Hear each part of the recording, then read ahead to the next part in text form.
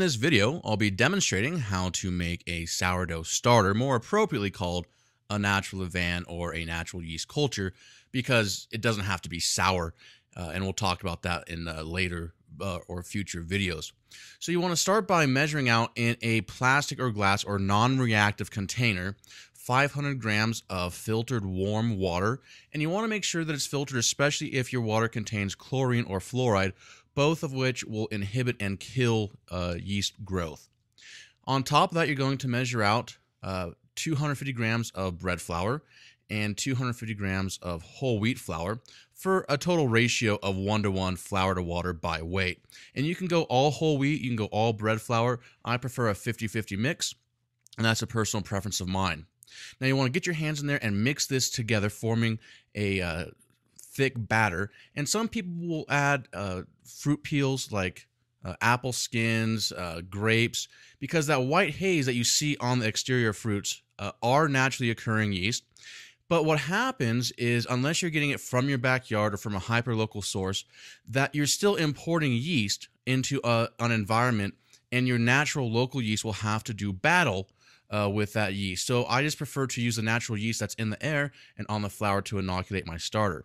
You want to cover tightly with plastic wrap and make sure that you give your starter a name, because it is a living thing. So, hi, my name is Dave, and you want to talk to it and love it. And just like any living thing, you have to care for it and feed it.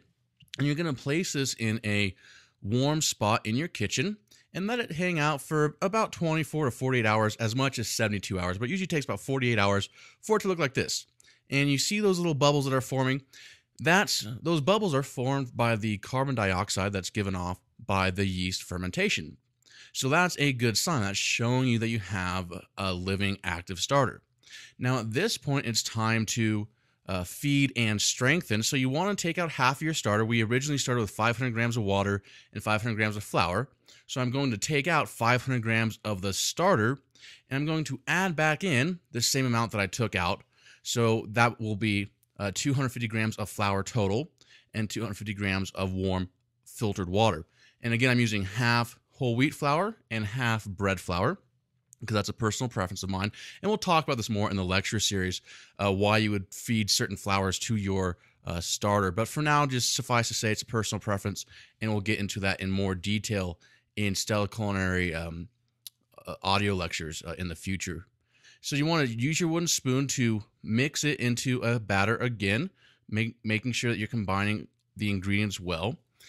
Cover it with plastic wrap, and then you're going to place it again in a warm spot in your kitchen and check it in another 24 hours. Now, it's important to get to know your starter, because everyone's starter is different. So you want to feed your starter every 24 hours, preferably at the same time each day, for the next 3 to 5 days to really strengthen it and get it going. Now, notice how your starter smells right before and after feeding. It'll smell slightly acidic and have a little bit of alcohol before the feeding, and sweet and almost milky after the feeding. So here it is again after my initial 24 hours of taking out half and then feeding it. So I'm going to check the strength of my starter. And I'm going to do this by taking a spoonful of the starter and dropping it into some room temperature water to see if it floats. Now, if it sinks, like shown here, it's sinking to the bottom, I know that there's not enough carbon dioxide, there's not enough gas in there produced by the yeast to leaven a loaf of bread. So that's a good sign that my starter still needs more time. And you can look at it too. It's still fairly thin. As your starter becomes more active, even though it's the exact same hydration rate, it'll actually become thicker and more airy and more bouncy and full of life. Now, once the starter is active enough to pass the float test after 12 hours of fermentation, you're ready to bake your bread. You can start baking bread, or you can retard fermentation by taking out most of the starter and feeding it with cold water and flour, and then placing it in your refrigerator, and this will slow down the fermentation process. Now, if retarding, you want to allow your starter to sit at room temp for an hour after feeding, and then place in the refrigerator for up to 3 to 5 days between feedings. Now, your sourdough starter can be kept alive indefinitely if fed regularly and spoken to kindly. You do have to be nice to your starter. And how often you feed your starter depends on the appetite of your starter and how often you plan on baking sourdough or naturally leavened bread. If baking every day, you'll need to feed your starter once every 12 to 24 hours. Now, if you're going to be baking less often, like a few times a week or a few times a month, you want to take out most of the starter, feed it with cold water and flour, and store in your refrigerator, and then take it out and feed it every 3 to 5 days. Now, you'll need to refresh your starter at room temperature with 1 to 3 feedings before you bake it, and this is just to build that energy back up. Now, when in doubt, you want to make sure that it passes the float test.